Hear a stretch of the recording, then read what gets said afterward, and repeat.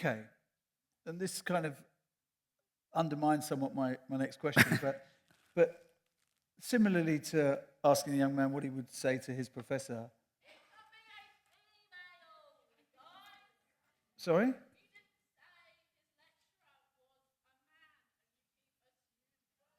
Oh, right. Okay. Okay. Yeah, fine. Yeah. Sorry, I didn't know that. Did I gender the professor? Sorry if I did. Sorry, my apologies.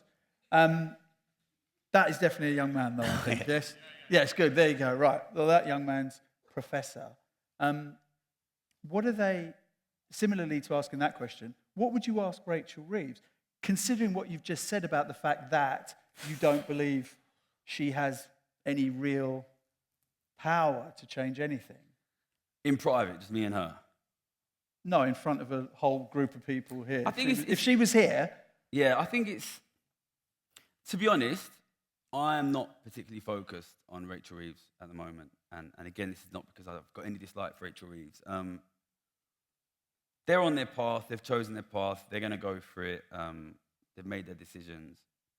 I don't think it will work. The reason I think it won't work is because inequality is increasing so quickly that it's very, very difficult to prevent falling living standards while inequality increases so quickly. I think if they don't take action on that, then they're going to fail, basically. But if they fail, yeah, then potentially that could be Nigel Farage, Prime Minister, and Richard Tice, Chancellor. Don't worry, there's questions. You'll get a chance to ask questions. We're doing that. That's what that will be for in a moment. So if that happens, again, I'm not sure a Dulwich College-educated former commodities broker is going to help either.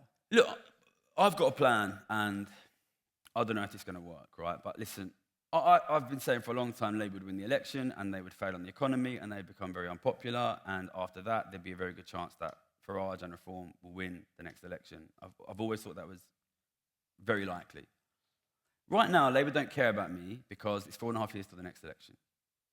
In 2.5 years, when they're more unpopular than they are now because the economy is worse than it is now, they will need something new. We've got 2.5 years to be the big thing.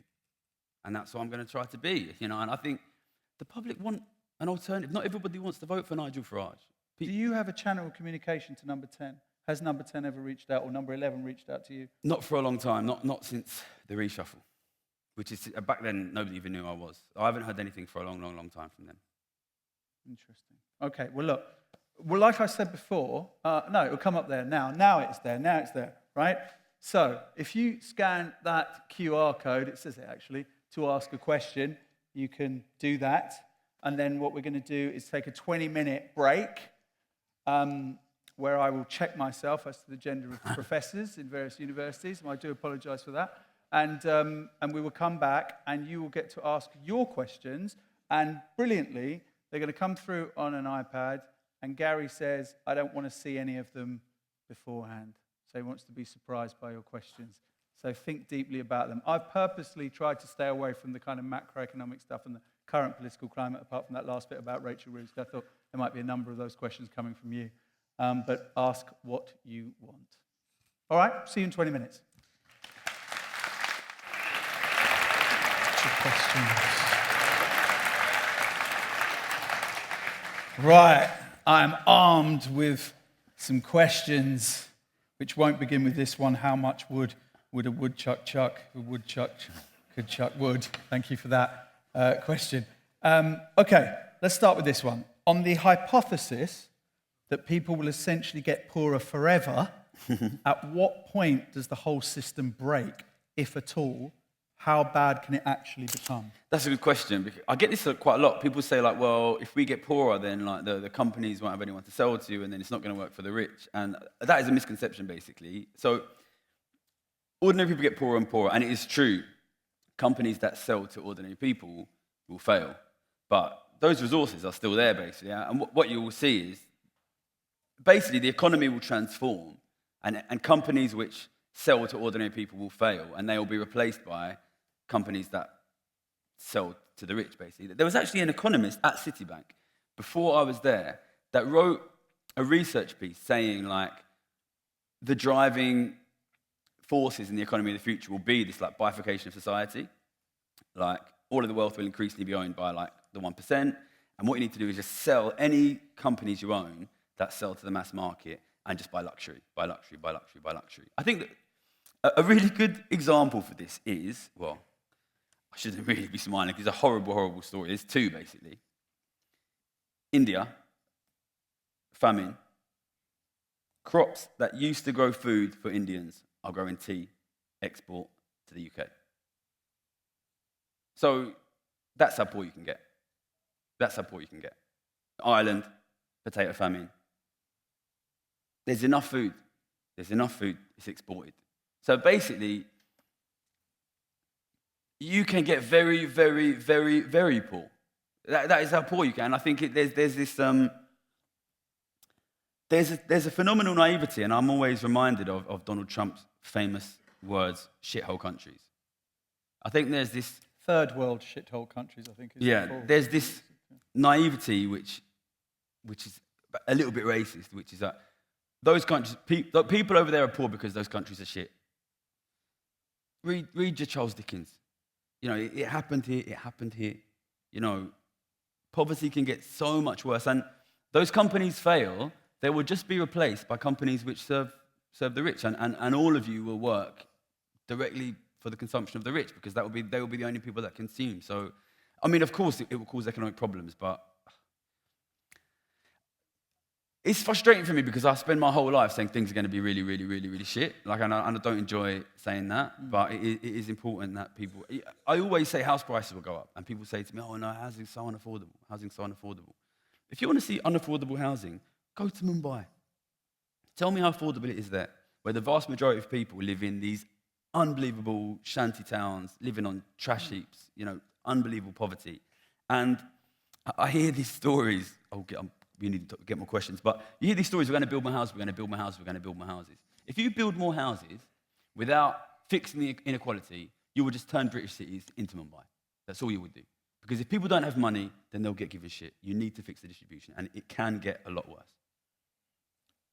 Noah Hughes asks, there you go, Noah, how will you have a new plan or system for the economy ready in 2.5 years?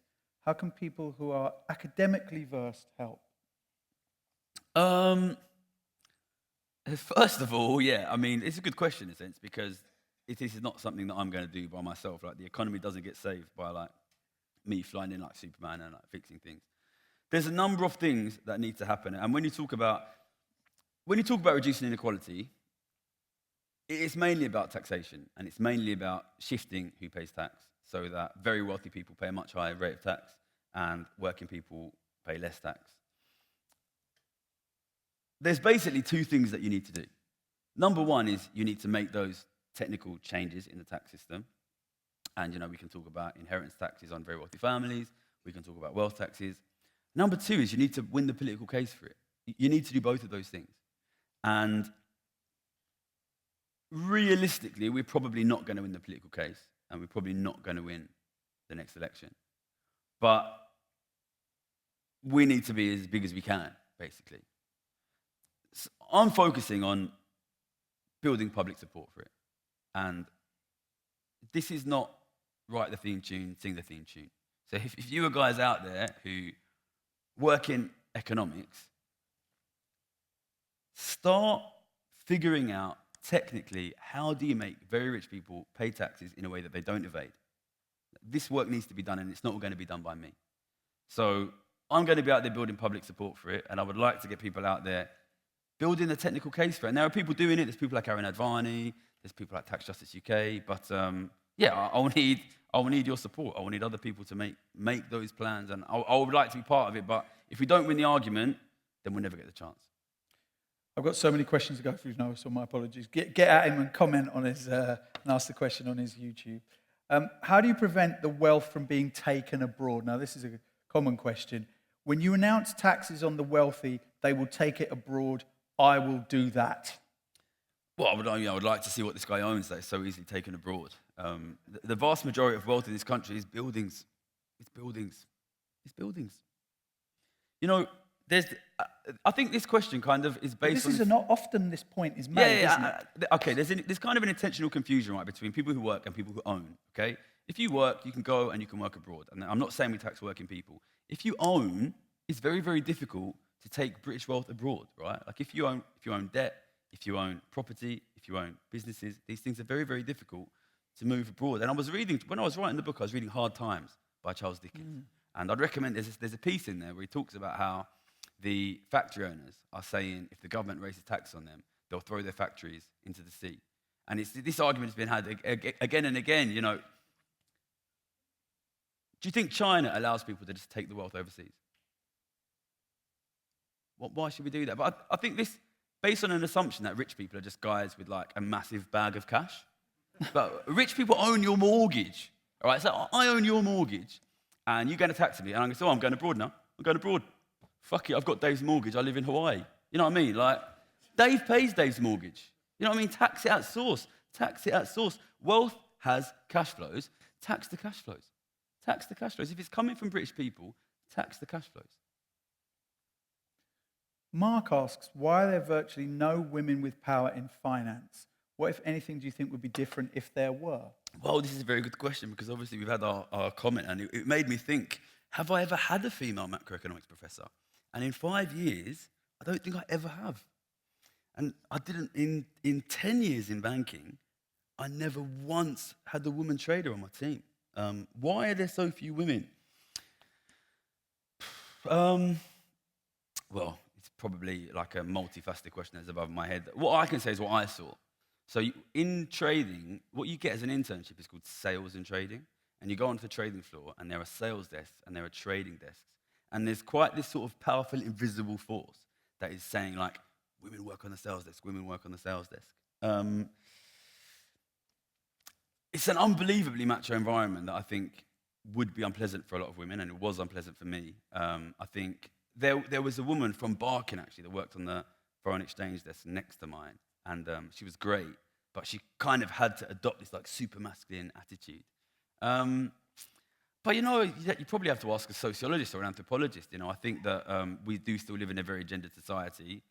But, you know, this actually goes a little bit beyond the trading floor in some senses, which is, as somebody who comes from a poor background and moved into these elite spaces, I was amazed by how elite society still functions in many ways with these traditional gender roles from like 50 years ago. Like, the men work these very well-paid jobs, and most of the time, they have wives who don't work. So this is a sort of interesting way, the way elite society functions from a gender perspective in a very different way, but you'd probably have to ask a sociologist why. Gazia has asked, given the recent hit piece from the Financial Times, are you not worried about these attacks escalating against you, especially as you become harder and harder to ignore? Oh, just bring it on. Just bring them. I'm looking. Good. I'm Bring waiting. it on. Bring it on. You know, when that piece came out, there was this, the guy called me up and I was in a pub in Dublin and I couldn't hear what he was saying. And he sent me an email, I just forwarded it to Penguin, and Penguin just said, just no comment it. And there's this little point where you're just kind of like, but they're fucking lying about me and I should say something. And Penguin like, no, just no comment it. And I just think that it's just the right thing to do, because the thing is, the world can generate bullshit about you at a much faster rate than you can disprove it. And I think once you start trying to disprove the bullshit, you're going to be on a fucking long treadmill. So I just think, just like, let it come. They're going to, you know, let's see what they can think up next. I think it shows you're doing the right thing. Yeah, I think it's 5,000 words. It's something to tell the grandkids about. It's good. Listen, whenever the Daily Mail or GB News come for me, I see that, or Lawrence Fox come for me. It's a badge of honour. If you're pissing those morons off, it's a good thing. It's a good thing. Phil T says, I'd like to know what Gary thinks is the alternative to growing the economy as opposed to just focusing on GDP growth. You've got to focus on distribution. I want to be clear about this, right?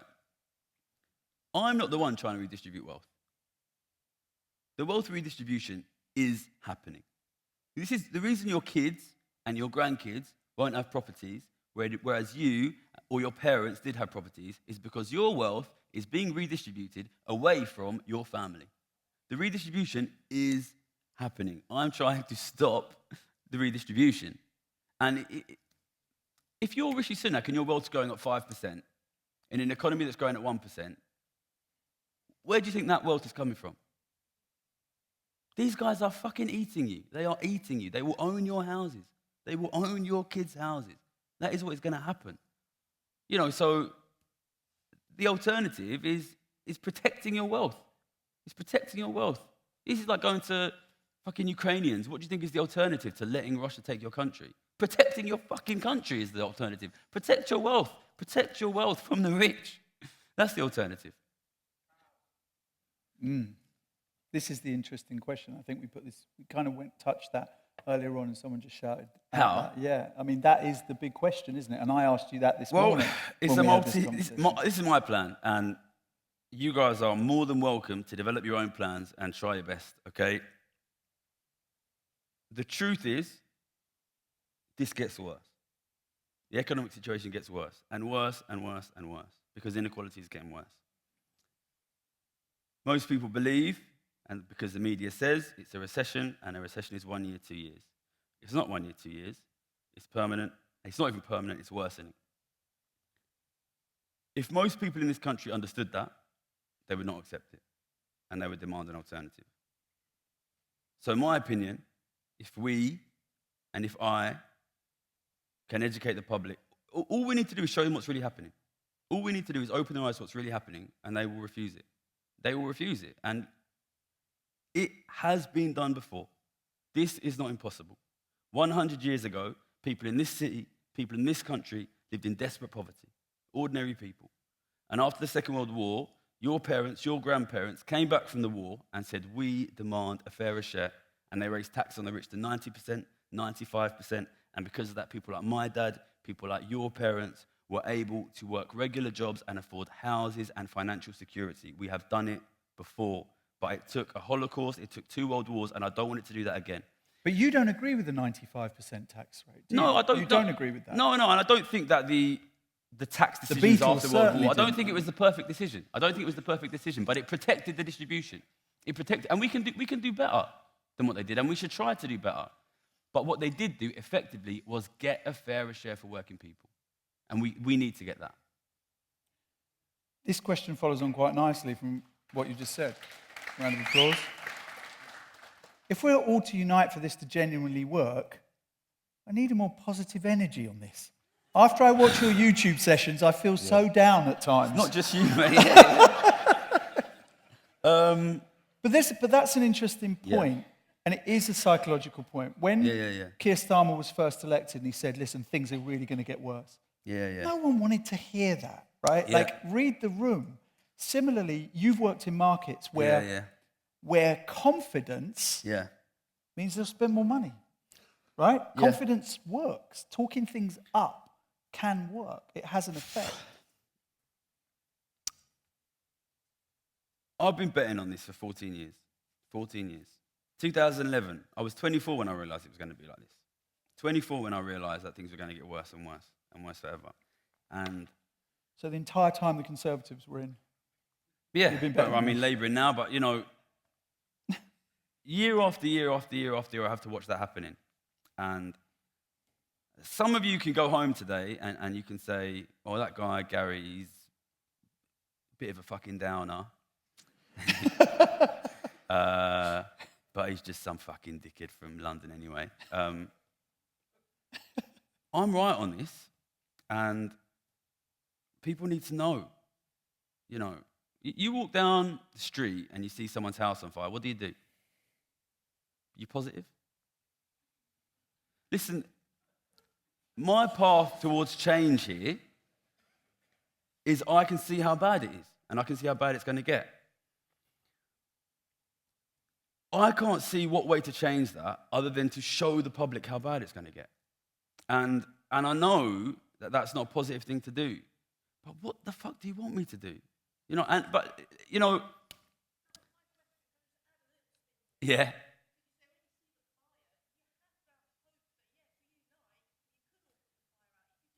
Yeah. All right, listen, I'll tell you now, if I didn't have hope, I wouldn't be here. If I didn't have hope, I don't need to be on this stage. I could be in the Philippines drinking pina coladas. Seriously, I don't need to be here. I didn't need to write this book. I don't need to make the YouTube. I don't need to get attacked by the Financial Times. I don't need to do any of that. And thank you.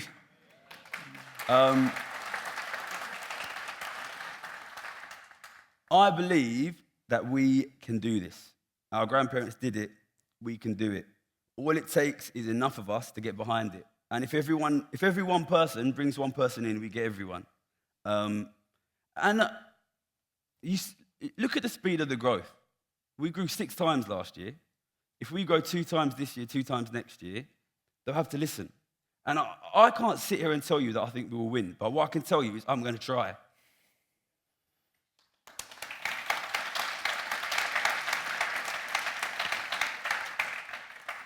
But how do you counter the distraction that is created through blaming refugees or immigrants or making about transgender rights and using that community to beat them?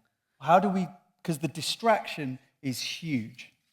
Yeah, I've got to be honest, this is what keeps me up at night. This is what keeps me up at night. I started my channel in 2020. It's an economics channel. It's called Gary's Economics. And I never thought I was going to have to be talking about immigrants and talking about immigration because it's an economics channel. But, I start seeing about 18 months ago, you start seeing that increasingly the most popular counter to we need to tax the rich is, yeah, but the problem is immigrants. So I have to talk about immigration now. I have to talk about it. And I don't want to talk about it, and it upsets me to talk about it.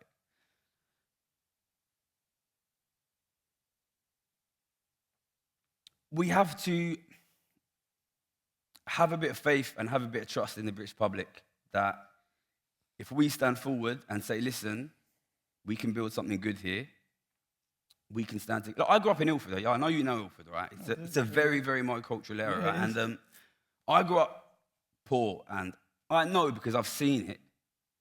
People can relate to each other across race, across religion. I know it because I've seen it because I grew up with that. I can't stop people hating migrants, but all I can do is step forward and say, look, I'm going to work to build something, and are you in? That's all I can do, and I think if enough of us do that, we can show a positive message, and we can build towards that. And I think all you can do is take your force and put it on the right side of history and hope that you win. What else can you do?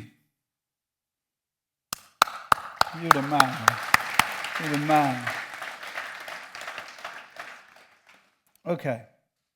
In 2 years, Keir Starmer listens, and a wealth tax gets put in 2 years before the election. Is that long enough to make meaningful change to stop Farage, etc.? All right, so what I campaign for, I'm part of this group, Patriotic Millionaires. I didn't choose the name. We campaign for 1% tax on wealth above 10 million. These guys make 5% a year. So 1%, all that is going to do is slightly slow down the rate at which they grow. It will be enough to provide significant amount of support to failing public services. It could be enough to tax or to reduce tax a bit on working people if you wanted. The truth is it's not enough. The truth is it's not enough. And what we are campaigning for, I know it's not enough. And despite being not enough, we're not going to get it. But people are going to see this keeps getting worse. And people are going to demand real change. We need to build that space for bigger change, for more serious change. Listen, I know we're a long way away from what we need on this. But because things are going to keep getting worse, we are going to have tremendous opportunities. I said in The Guardian on Friday, I'm seeing what Andrew Tate is seeing. He's starting this fucking bruv party or whatever. He's starting that because he knows the general public are horrified by the options in front of them politically. They're like, we hate all of these guys. We want something new. We want something different.